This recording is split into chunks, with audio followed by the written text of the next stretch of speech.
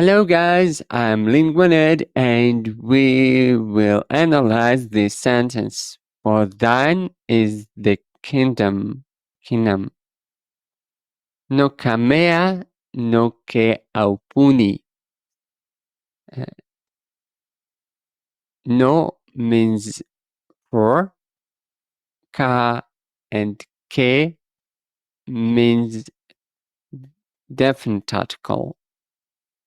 Ke it precedes the vowel, so it's ke, not ka. Mea means thing. Thing.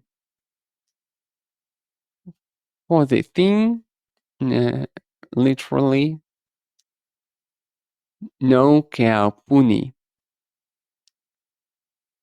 Um, your uh, your kingdom.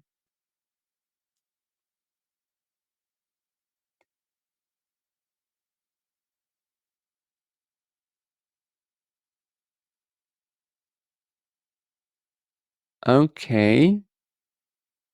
See you next time.